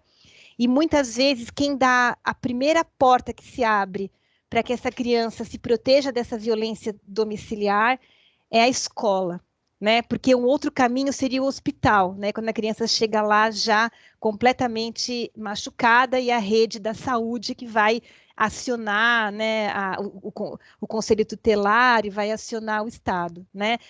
Fora isso, no campo preventivo, a escola ainda é a primeira porta que se abre, além da família, quando a família não é, né, totalmente um berço acolhedor.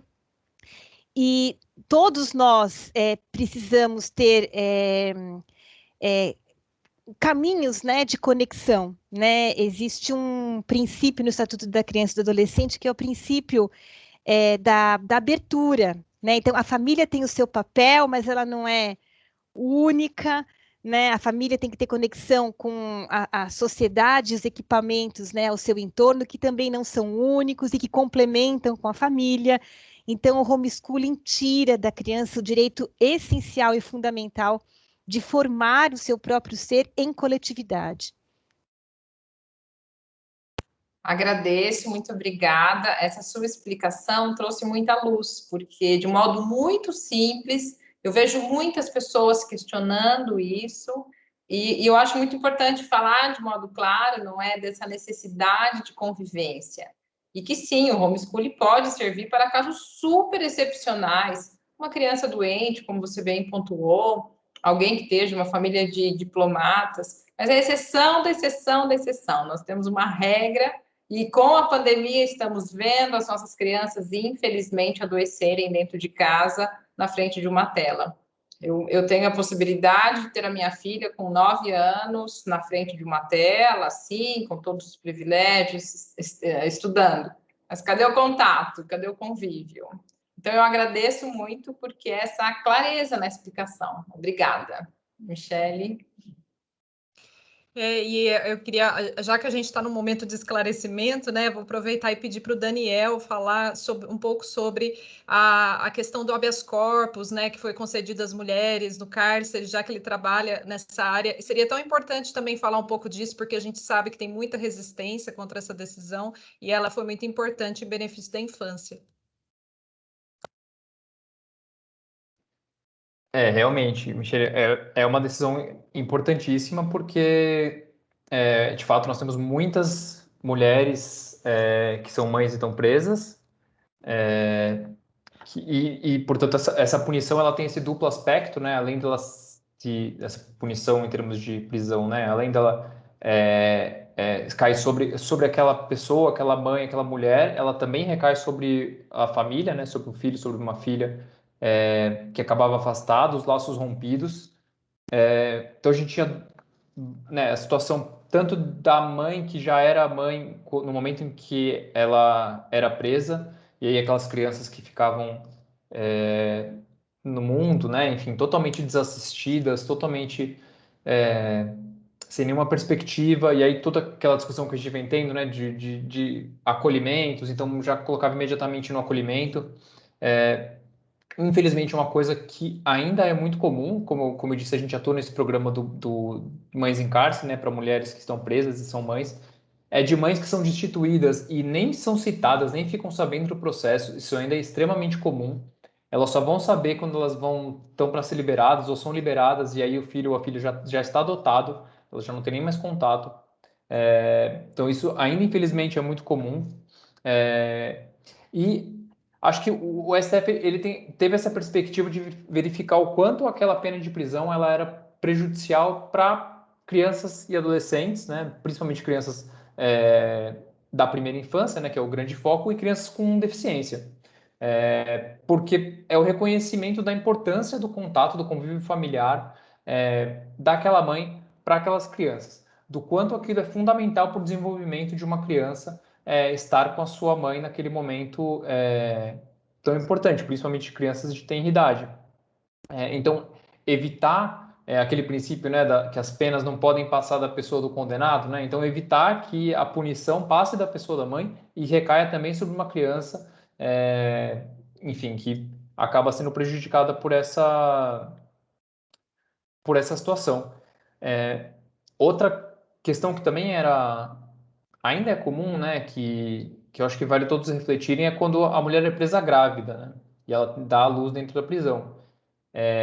Que é uma das coisas mais terríveis que acontecem, porque a Secretaria de Administração Penitenciária, né, até pela normativa, permite que aquele bebê fique com a mãe por 6 meses. Então, que é o momento da retirada, com 6 meses, quando aquele bebê é arrancado da mãe e ela continua presa. Então, são situações absolutamente trágicas que a gente tem. E aí o STF teve essa sensibilidade de ampliar, né, de possibilitar que juízes e juízas tenham essa visão e essa possibilidade de conceder a prisão domiciliar para mulheres que têm filhos de até 6 anos, se não me engano, e crianças com deficiência também, para que aquela mãe possa continuar cuidando, né, continuar dando essa garantia tão essencial que é a convivência familiar para aquela criança, para aquela adolescente, se for em caso de deficiência, e não essa perspectiva estritamente punitiva, né, de punir a mãe, de punir também a criança, de muitas vezes destituir aquela mãe do poder familiar, mandar a criança para o acolhimento, para adoção. Então isso é fundamental para a gente, né, buscar soluções para que a política criminal não faça também de vítimas aquelas crianças que acabam tendo os laços rompidos com a mãe. Então, isso para a gente de fundamental importância. Então, foi muito, muito, muito legal mesmo essa decisão. Ainda tem resistência, como você colocou, Michele. A gente vê, inclusive, em relação a adolescentes apreendidas, né, internadas na Fundação Casa, e que têm filhos e que estão gestantes, que também há uma resistência, né? E aí a dupla prioridade absoluta, né? Porque elas são adolescentes e elas têm filho. Então, o quanto a gente precisava enxergar sobre essa perspectiva, não numa perspectiva estritamente punitiva, né? Cometeu um ato infracional, cometeu um crime, tem que pagar, tem que ficar presa. Então, acho que é isso. Acho que essa é uma reverberação desse foco, né? Esse foco na primeira infância, esse foco na proteção, que se é prioridade absoluta tem que estar acima de outras questões, de outros princípios, de outros interesses, de outros direitos que também são protegidos, mas que não são protegidos com prioridade absoluta.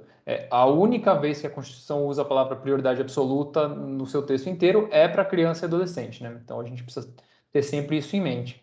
Então essa decisão é super importante, ainda há resistências, mas ela é um avanço fundamental nesse sentido, né? De garantir que a punição não afete crianças e adolescentes, enfim. E falando do sistema de justiça, né, a gente tem também desenvolvido na comarca, né, a proposta da justiça restaurativa, que vem trazer também uma alternativa maravilhosa aí no tratamento mesmo da criminalidade e do ser humano em primeiro lugar, né? A gente consegue restaurar muitas relações aí a partir dessa proposta também, né? E se Deus quiser, nós vamos conseguir aí avançar com a implementação da justiça restaurativa aí, em algum momento em Nova Odessa. E a Ariadne tem uma pergunta, né, Ariadne? A Ariadne escreveu um livro há pouco tempo, né, Ariadne, sobre mulheres do cárcere. Você quer falar um pouquinho, Ariadne?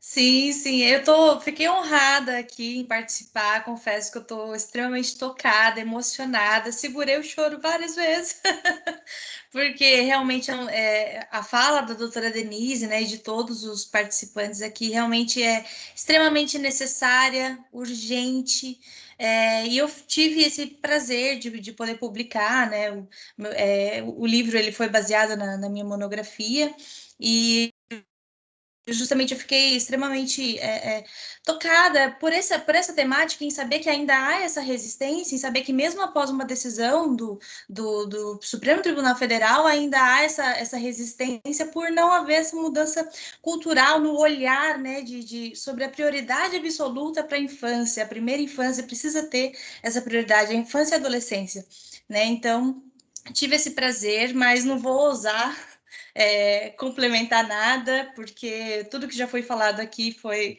muitíssimo bem colocado, né? Então, eu queria apenas trazer uma pergunta aqui para o doutor Daniel, relacionado, voltando a esse contexto de violência doméstica, né, que tem se agravado em função da pandemia, quais instrumentos que a Defensoria tem utilizado para acolher essas crianças em situação de conflito, em situação de violência, como identificar, como tratar de alguma forma, cuidar, zelar por essas crianças? Olha, Ariadne, essa sua pergunta é muito importante, porque acho que esse talvez seja um dos grandes desafios que a gente tem na Defensoria, quando a gente fala de infância e juventude, de crianças, né, em qualquer situação de vulnerabilidade, de violência, que é o acesso à Defensoria, né?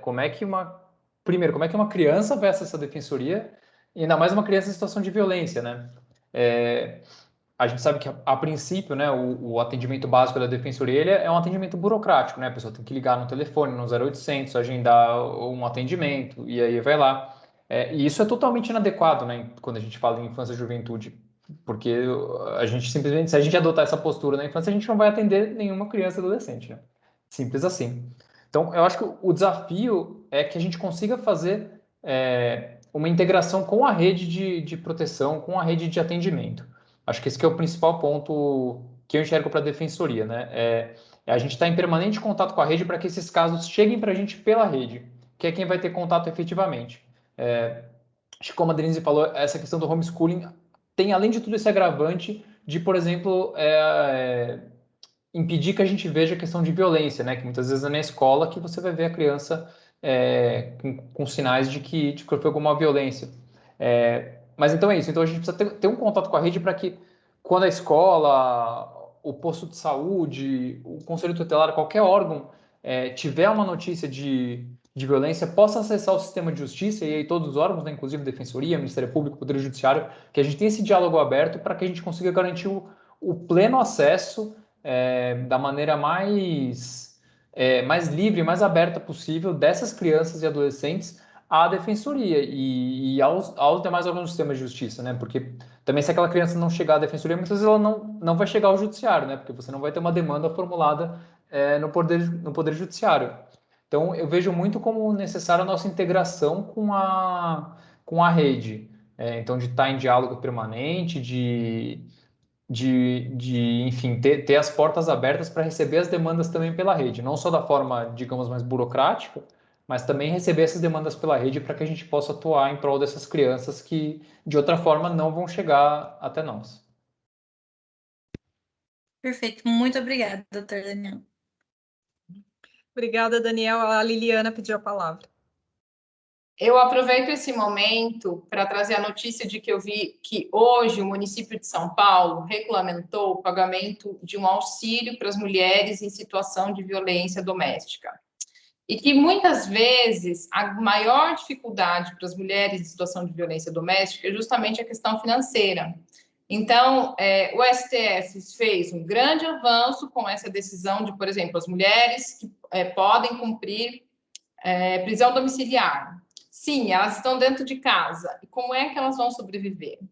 De onde vem a verba? Como? E aí eu pergunto para o município, porque aqui no meu município nós temos muita dificuldade com isso. Quais equipamentos estão fazendo o acompanhamento dessa mulher? Aonde? Estão fazendo a visita domiciliar? Porque, eventualmente, essa rede pode cair naquele probleminha de justamente dizer, olha, nós chamamos ela para vir ao CREAS. Então, né? Mas ela está em prisão domiciliar, não é? Então, ela realmente não poderia. Então, esse olhar, eu realmente convido o município a fazer nesse sentido. Então, a essas mulheres que estão realmente em regime domiciliar. E aí, deixo aí essa notícia de que o município de São Paulo regulamentou o aluguel social hoje. Não sei se o Daniel tem o valor de cabeça, eu vi de manhã, eu acho que é 9... não lembro, não vou dizer quanto que é, mas foi toda uma caminhada. Então, a lei, para que seja instituído o aluguel social para as mulheres em situação de violência doméstica, necessita de ser uma lei de iniciativa exclusiva do prefeito.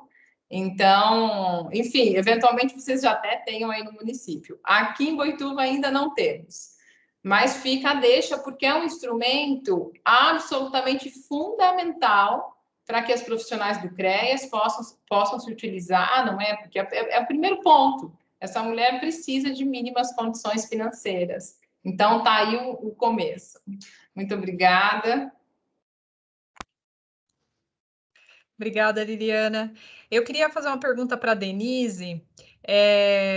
A Denise, ela assim, tem uma liderança muito boa na faculdade dela para falar de infância, né? Ela dá aula lá na Faculdade de São Bernardo do Campo e tem um grupo de estudos lá, e eu tive a oportunidade de conhecer esse grupo de estudos, jovens lá interessados pela infância, e foi maravilhoso porque, nossa, quantos jovens falando de assuntos tão complexos, né? E tão envolvidos. Então, eu queria perguntar para a Denise, como você vê a juventude envolvendo com as causas da envolvida, né? Se você vê a juventude envolvida, e com relação também à disciplina da infância nas faculdades de Direito, nós estamos caminhando para algo nesse sentido? Existe alguma proposta nesse sentido? Porque seria tão importante, como que o início da vida não é ensinado, já que todos nós passamos por ele, né?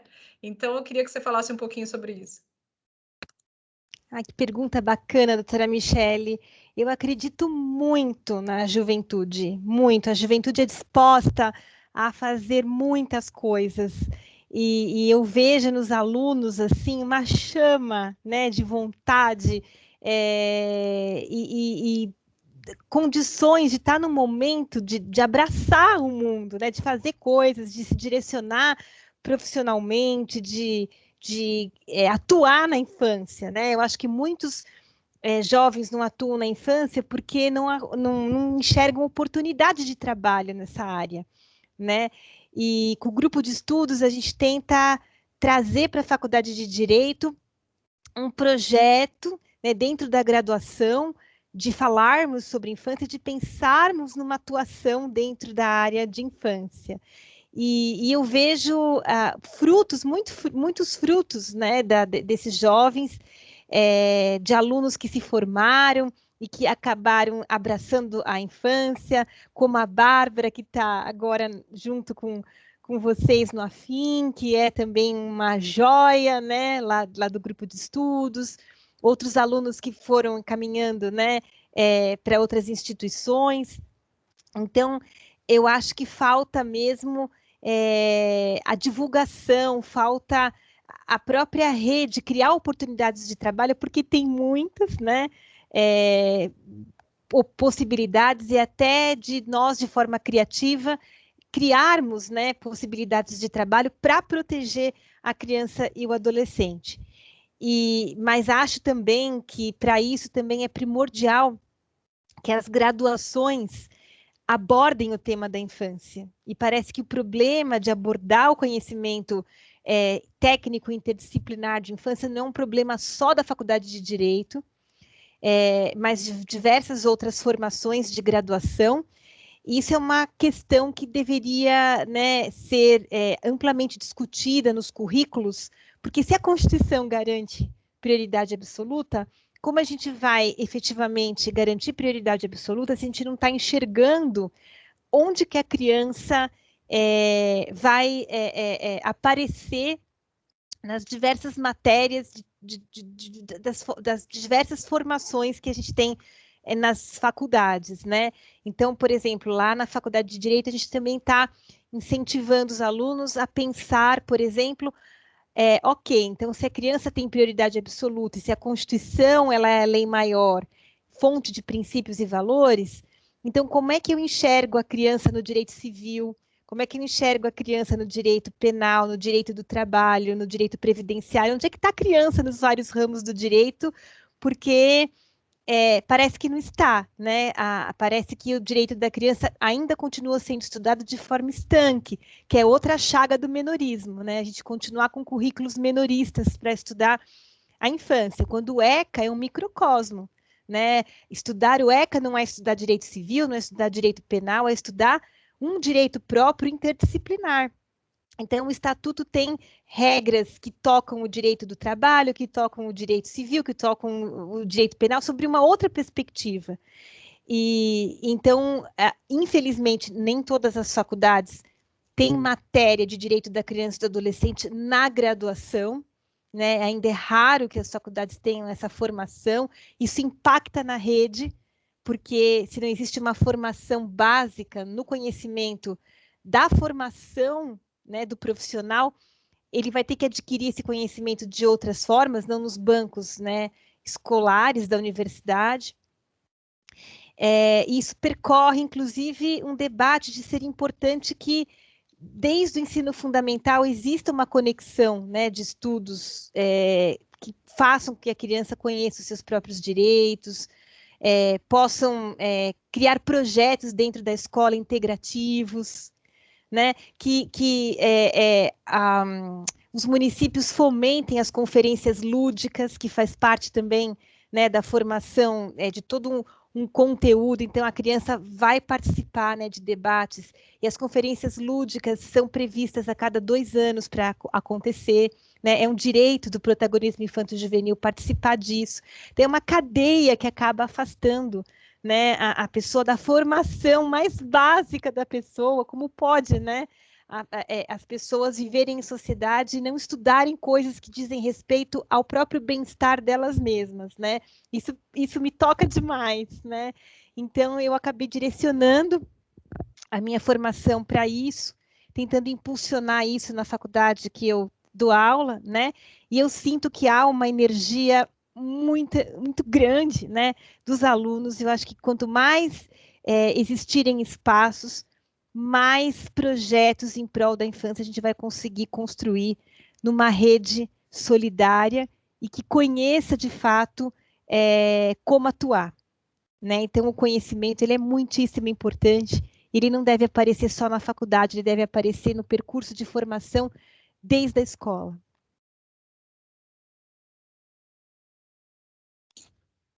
Obrigada, Denise. Fala, Ariadne. Queria somente avisar vocês, nós teremos mais 10 minutinhos, então, infelizmente, estamos chegando ao fim. Tá.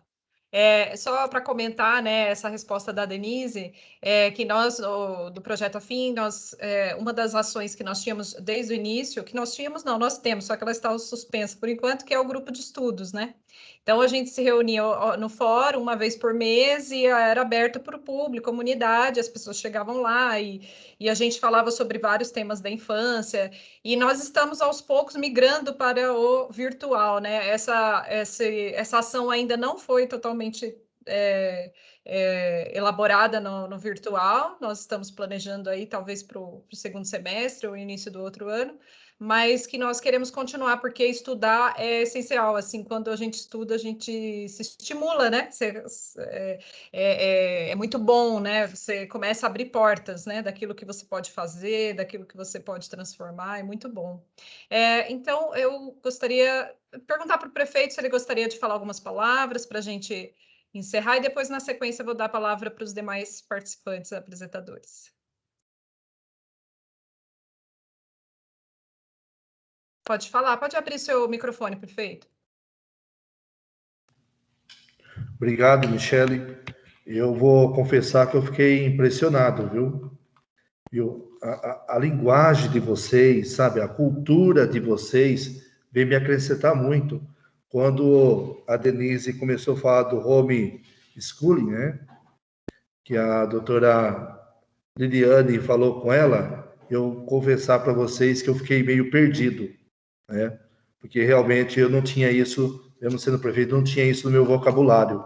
Então, eu fui aqui do lado e olhei, né, que são as aulas, né, dentro da casa, né, não vai precisar de professor, que a mãe faz o papel de professor, né, mas acaba inibindo no crescimento da criança, no desenvolvimento da criança, e mais, essa criança também sofre algum assédio dentro de casa, né? Acaba não conseguindo detectar, né? Numa escola, né?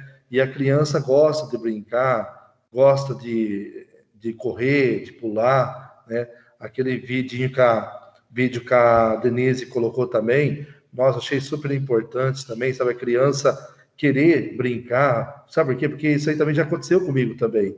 Então, você querer ir brincar e você não pode entrar naquele lugar, você vê as crianças brincando e você passar reto e olhando, sabe? É um direito da gente como o outro lá. Então, eu fiquei muito contente, viu? Eu quero parabenizar a Denise também e o Daniel também pela palestra que veio trazer. Queria, depois, se a Denise der a liberdade de estar conversando com ela, que eu quero também falar sobre o orçamento criança e adolescente, que eu acho que isso aí é muito importante, viu?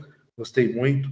E também a doutora Liliana também, ela abordou um assunto muito interessante aqui, que a gente podemos implantar aqui no nosso município também, que é o auxílio para as mulheres em situação de violência doméstica, né? O aluguel social, que nós não temos aqui. Então, às vezes, muitas mulheres, ela sente agredida, né, dentro da sua casa, está com a criança, né, e não tem lugar para ir, então ela fica segurando aquilo ali. Eu vou dar um exemplo bem rapidinho. Há muitos anos atrás, eu trabalhava de tecelão numa empresa, né, e eu saía para comer lá fora, e tinha uma mulher lá que ela tinha 4 filhos, né, e ela era do sertão lá do Nordeste, né, e eu vi que era uma pessoa bonita, né? A pessoa que estava junto com ela bem mais idade, né? E eu percebi que ela não era contente, né? E ela pegou e abriu o jogo para mim e falou assim, Cláudio, então, quando eu vim para cá, vim para fazer minha vida. Aí eu conheci essa pessoa e fiquei com ele. Aí eu tive um filho, eu queria ir embora para minha família, tive mais um, queria ir embora, não consegui mais 4.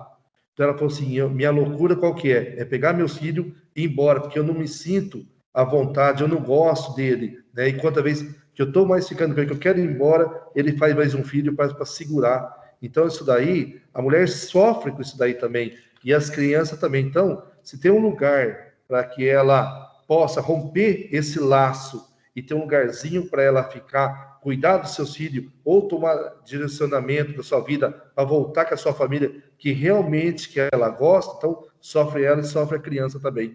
Então, achei muito importante, olha, eu fiquei muito contente, posso falar para todos vocês, Michele, que eu fiquei muito contente, porque, no princípio, quando vi o projeto afim, eu achei assim, a adolescência, quando está dentro do útero, né, a criança, o pai dá carinho, amor, mas hoje, nessa palestra, eu vi que é muito mais amplo, é direito, né, das crianças, é dever. A Denise falou ali, eu fiquei meio em dúvida, perguntei para o meu aqui. Então, a gente tem o vocabulário de falar o menor, né?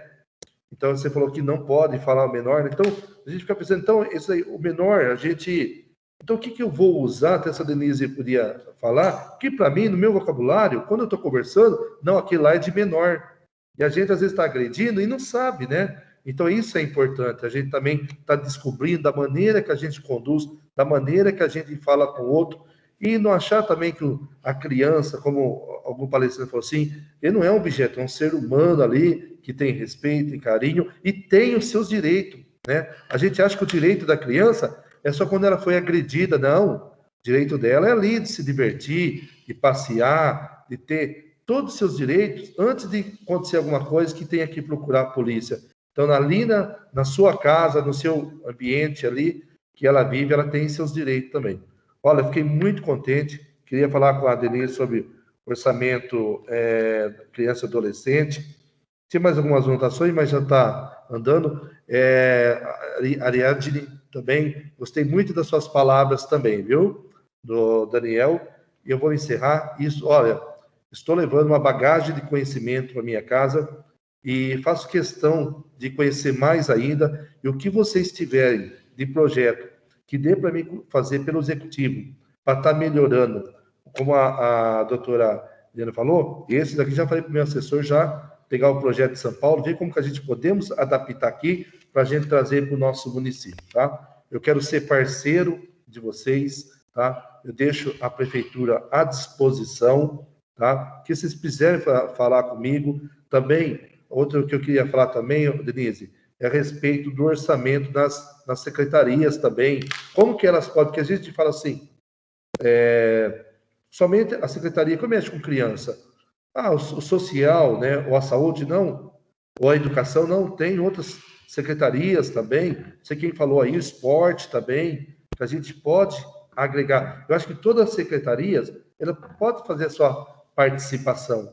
E por final, aqui, eu queria também, que eu também gosto também de desenvolver um trabalho com crianças, né, e adolescentes, aquelas pessoas que têm deficiência, né? Nós temos a PAI aqui que faz um belíssimo trabalho, mas também se vocês tiverem algum projeto nesse sentido, com crianças com portador de deficiência, também eu queria acrescentar aqui no meu trabalho como prefeito de Nova Odessa, tá? Obrigado a todos, que Deus abençoe cada um de vocês. E eu estou levando uma bagagem muito grande de conhecimento graças a vocês, viu? Obrigado. Obrigada, prefeito, pelas suas palavras que nos entusiasmam bastante, viu? A gente fica, nos gratifica muito, né? Nos gratifica muito, nos dá esperança de que nós podemos mudar esse cenário e podemos aí transformar. Fico muito feliz. E eu vou então passar a palavra para o Daniel, fazer as suas considerações finais. Obrigado, Michele. Não, só quero agradecer mais uma vez o convite, a oportunidade de debater, parabenizar todas que participaram. Tão importante esse evento, essa discussão, tão importante esse projeto. E, enfim, desejar muita sorte aí para o projeto continuar. Tenho certeza que o evento vai ser um sucesso. Desejar muita sorte também para o prefeito conseguir colocar em prática essas ideias. É um grande desafio, mas, enfim, acho que é super importante essa vontade, né, esse desejo de fazer a diferença. Então é isso. Obrigado, gente. Boa noite. Denise? Eu também queria agradecer profundamente a oportunidade desse espaço, de poder falar, né, sobre a importância do direito da criança e do adolescente, desejar que todos que estão aqui conosco nessa noite estejam unidos, desejar que o nosso prefeito consiga atingir todas as metas que ele deseja na área de infância, o mesmo, né, a Câmara Municipal, que haja por meio desse webinário a luz de uma nova cultura sobre a infância e que novas parcerias sejam feitas a partir, né, dos debates que serão feitos durante toda essa semana. A iniciativa é maravilhosa e mais do que urgente, doutora Michele, que muitos frutos saiam desses encontros que ocorrerão, né, durante todos esses dias. E muito obrigada pela oportunidade.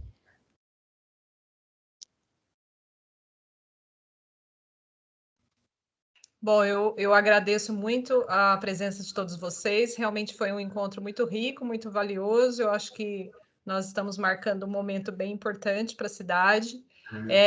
Espero que o prefeito possa estar conosco amanhã, que também vai ser uma palestra muito bacana. Dr. José Martins Filho, Dr. Pedro Hartung, que eu acho que vai nos enriquecer muito para dar continuidade a isso que a gente está começando agora, né? E agradecer a Liliana pelo seu apoio, agradecer a Ariadne, e a Ariadne tem umas palavrinhas para falar aí, para encerrar. Boa noite a todos e todas. Bom, então, muito obrigada. Queria expressar mais uma vez a minha gratidão, minha alegria em ouvir vocês. Acho que tudo que foi dito aqui é extremamente essencial, necessário e urgente, como eu já coloquei.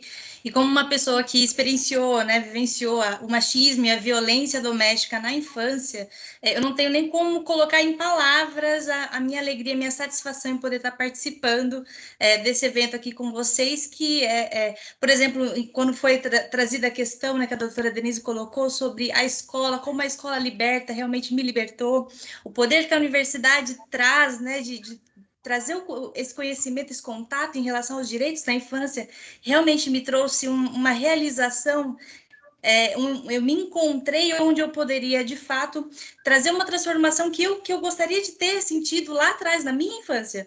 Então, hoje eu me sinto extremamente feliz em poder estar aqui com vocês e fazer parte desse movimento, desse evento tão belíssimo e poder conhecer mais também do trabalho e de cada um de vocês, que justamente busca lutar pelos direitos de cada uma dessas crianças. Então, isso me traz uma satisfação imensa, imensurável.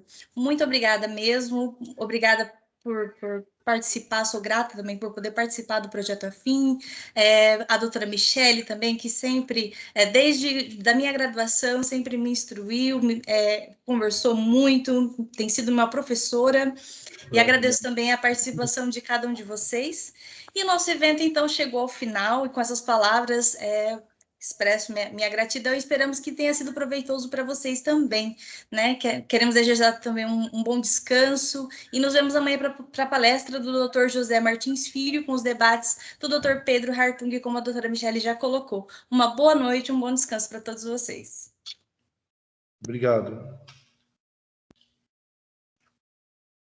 Obrigada, Ariadne. Uma satisfação te ouvir. Prazer é todo meu, doutora Denise. Ariadne, nossa história parece que combina, viu? E eu estava pensando aqui, eu achei que era comum, só quando tiraram eu da minha mãe e me colocaram no orfanato, eu e meu irmão, e nós ficamos lá uma parte da nossa vida, para mim era normal, porque minha mãe tinha problema psiquiátrico, a gente não tinha que ficar no orfanato, não. Mas cercearam também um direito meu, sabe, de brincar com as crianças, porque lá era muito rígido, né? Você tinha que dormir hora certa, comer, não podia conversar. Então a gente imagina que aquilo lá, na época, não tinha outra alternativa, né? Mas infringiram um direito meu, né? Que hoje as pessoas já veem com outros olhos, né? Então eu fiquei contente, viu? Muito obrigado, eu gostei muito das palestras, da maneira que a Ariadne falou assim, quando ela começou a falar lá atrás da infância dela, eu lembrei da minha também. Muito bom poder fazer algo agora para mudar a realidade de muitas outras crianças, né, que podem estar vivendo nesse momento uma violência, né? Doutora Michele, amanhã eu tenho um compromisso já agendado, mas o meu assessor vai participar, tá? Tá certo, prefeito, agradeço. Eu que agradeço. Muito obrigada a todos.